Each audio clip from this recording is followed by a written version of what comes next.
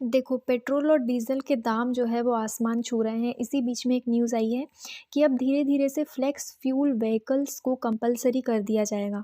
तो flex fuel vehicles बहुत ज़्यादा न्यूज़ में है, तो हमें पता होना चाहिए। कहा तो जा रहा है कि फ्लेक्स फ्यूल जो है वो ₹60 लीटर मिलेगा, ठीक है? और पेट्रोल और डीज़ल के दाम तो आपको पता ही है 100 पार कर चुका है। तो देखो, फ्लेक्स फ्यूल व्हीकल होता क्या है? फ्लेक्स फ्यूल व्हीकल, व्हीकल का मतलब तो गाड़ी होती है, सबको पता है।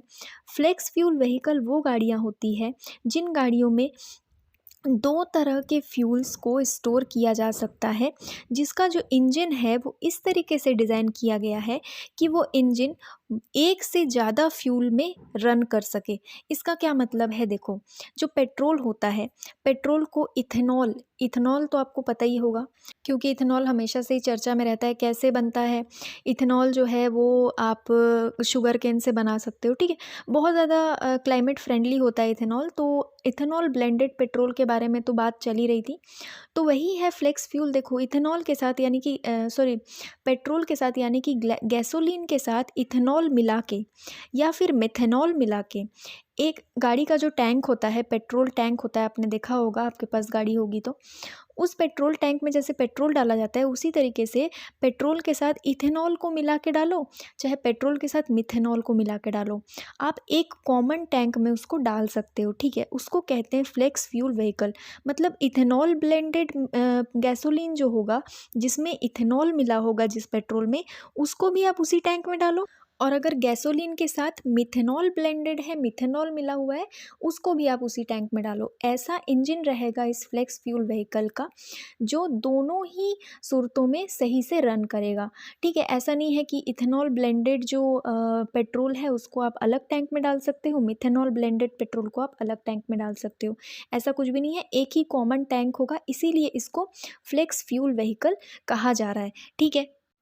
देखो, इथेनॉल क्लाइमेट फ्रेंडली क्यों होता है? क्योंकि ये बायोमास से बनता है, ठीक है? जो शुगर केन होता है, उसके बाद जो भुट्टा होता है, उसका जो बायोमास होता है, रेसिड्यू होता है, उससे ये बनाया जाता है। इसीलिए बहुत ही ज़्यादा क्लाइमेट फ्रेंडली होता है, पूरी तरीके से ये कंबशन हो जाता है, ठीक है? इसीलिए कहा जा रहा था कि इसको पेट्रोल के साथ मिला जाएगा। तो अब तो फ्लेक्स फ्यूल व्हीकल भी निकाला गया है, जिससे क्या होगा कि आपको इतना ज़्यादा पेट्रोल डलवाने की ज़रूरत नहीं पड़ेगी, ठीक है? ₹60 लीटर में बोल रहे हैं ये मिलने लगेगा, तो ये बहुत ही अच्छी बात है। अच्छा, ये तो हो गया फ्लेक्स फ्यूल व्हीकल के बारे में। एक बाई फ्यूल व्हीकल भी होता है।